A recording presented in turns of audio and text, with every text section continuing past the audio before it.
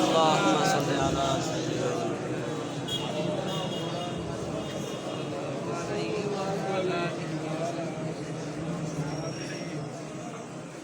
ইসলামী যুব আন্দোলন জেলা শাখা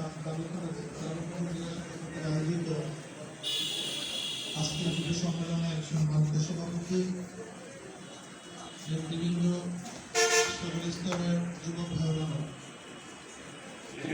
ইসলামী যুব আন্দোলন কেন সৃষ্টি করা হয়েছে, কেন গঠন করা হয়েছে, এই ব্যাপারে আমরা সবাই জানি যে গোটা দুনিয়ার যে কোনো পরিবর্তনের প্রয়োজনের যুবকদের খুবই দরকার। যুবক ছাড়া কোনো জিনিস পরিবর্তন করা যায় না। যেহেতু যুবকরা স্বাধীন, যুবকদের মধ্যে শক্তি আছে, মেধা আছে, ক্ষমতা আছে, তারাই পারবে দেশ পরিবর্তন করতে।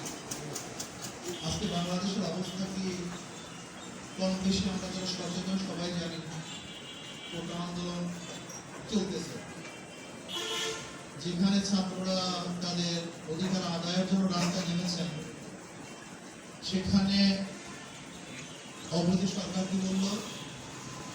অবৈধ সরকার বলতেছে যে মুক্তিযোদ্ধা সন্তানেরা চাকরি পাবে না, রাজাকারা চাকরি পাবে। তার মানে ওই দেশকে বিভক্তি করতে চায়, দেশের মধ্যে বিভক্তি সৃষ্টি করে এদেশের মধ্যে মারামারি, কাটাকাটি, হানাহানি, গুণাগুলি করতে চায়।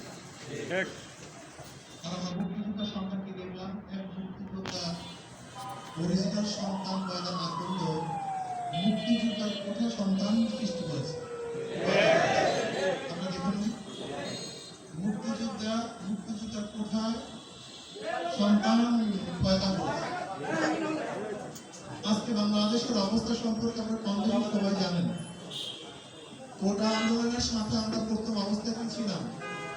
যেই দিন থেকে কোটা আন্দোলন শুরু, সেই দিন থেকেই ইসলামী আন্দোলন বাংলাদেশ ঐক্যতা ঘোষণা করেছে। মেধার ভিত্তিতে চাকরি হবে, মেধার ভিত্তিতে চাকরি হলেই এদেশ উন্নতি হবে, এদেশ গড়বে। কিন্তু আজকে আওয়ামী লীগ এ দেশটাকে আওয়ামী লীগের জন্য একটা বাণিজ্যিক রাষ্ট্র হিসাবে সৃষ্টি করেছে। আওয়ামী লীগের জন্য বাংলাদেশ হলো রাষ্ট্রীয় বাণিজ্যিক একটা জায়গা। আওয়ামী লীগের ট্যাগ এবং পিঠ বাঁচাবার জন্য, প্যাট ভরার জন্য, আঙ্গুল ফুলে কলা গাছ তা বট গাছ খাওয়ার জন্য তাদের রাষ্ট্রের ব্যবহার করে।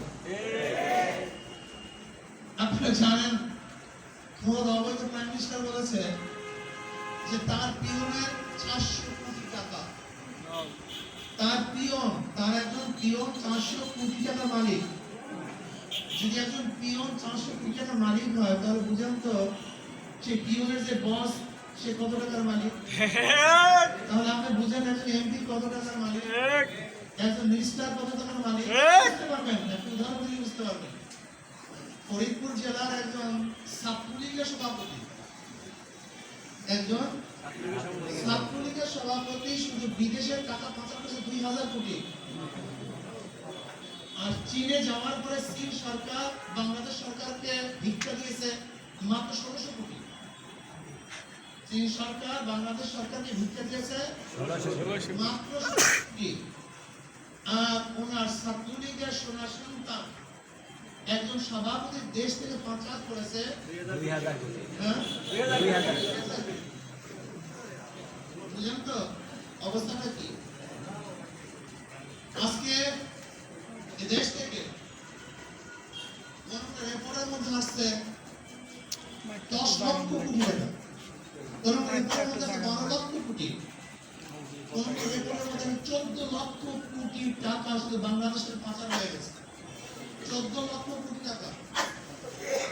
আপনি দেখেছেন প্রাক্তন র্যাবের প্রধান বেনজির সাহেব পুলিশ প্রধান বেনজির সাহেব তার কত টাকা আছে সে নিজেই জানেন না।